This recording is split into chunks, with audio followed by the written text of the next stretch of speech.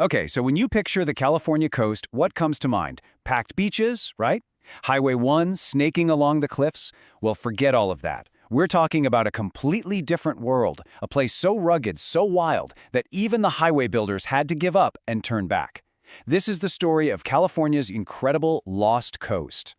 I mean, this quote really says it all, doesn't it? The idea of trading traffic jams for tide pools, swapping deadlines for driftwood fires, it's about so much more than just a vacation. It's a whole different way of life. And for someone out there, this dream is about to become very, very real. And this is where it stops being just a dream and starts becoming, well, concrete. 3,920 square feet. That's it. That's the size of one specific piece of this wild coast, and it's really the heart of our story today. So let's dive in and take a closer look. All right, so we're zeroing in on this one single plot of land. It's in a little community called Whitethorn. And really, this small lot, it represents that whole bigger promise we were just talking about. You know, the promise of a simpler life. Yeah, this is what it's all about. This isn't some kind of curated theme park version of nature. No, this is the real deal. You can think of this piece of land as your golden ticket, an entry into a life where the ocean sets the schedule, not your Outlook calendar. So, you might be wondering, what can you actually do with this slice of the dream? Well, the possibilities are pretty exciting. You could build a cozy little cottage tucked away in the trees, maybe a super cool modern container home with ocean views, or hey, what about creating a short-term rental to let other people experience this escape? All of a sudden, that dream starts to feel, well, pretty buildable, doesn't it? Okay, let's pull back a bit. To really get what makes this little plot of land so special, we have to understand the absolutely incredible region it's in. Because this isn't just any old piece of coastline. This is the Lost Coast. And that name, the Lost Coast, it's not just some poetic marketing term. It's literally a piece of history. It comes from the 1930s when the area depopulated. Basically, the rest of the world moved on and this place just got left behind.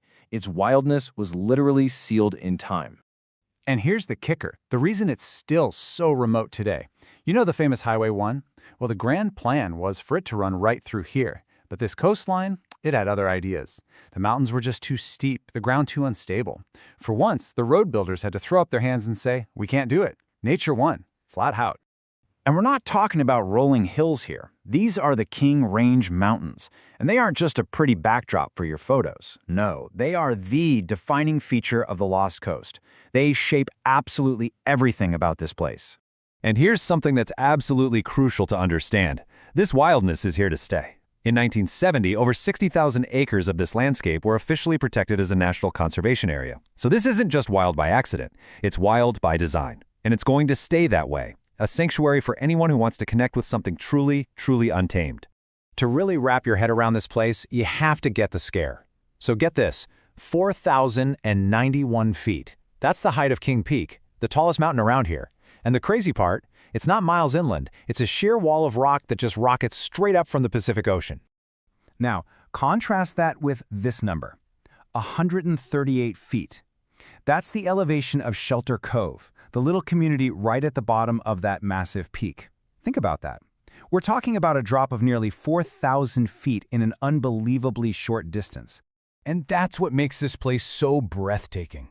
That insane drop from the peak, straight down to the ocean, creates a landscape that feels almost vertical. It's a land of extremes, and honestly, there is nothing else quite like it in the entire state of California. But the uniqueness here isn't just about rocks and cliffs, it's biological too. Deep inside this wilderness, there's a fascinating botanical mystery, a puzzle that's had experts scratching their heads for years. So here's the puzzle. This place gets a ton of rain.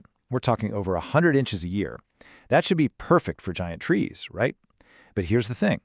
The famous California redwoods, the Sitka spruce, the grand firs, they're all missing, even though they grow just fine a few miles away. So what's going on? Why aren't they here?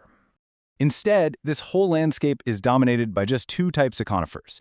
You've got the super tough Douglas fir, which you can find pretty much all over the West, and then you have the majestic sugar pine, which is just the king of all pines. But again, why only these two? What's their secret? Well, it turns out the answer isn't about what's missing from the soil or the air.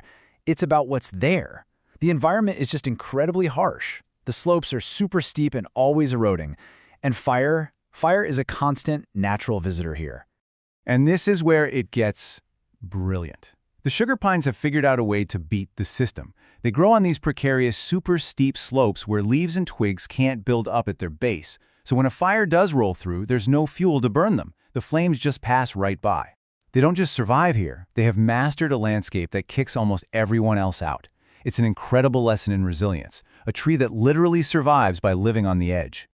Okay, so we've talked about the dramatic geology and the clever biology, but what's it actually like for people to live here? Let's zoom back in on the main community tucked into all this wilderness, Shelter Cove. So, check this out. As of the last census, 803 people. That's it. That's the entire population.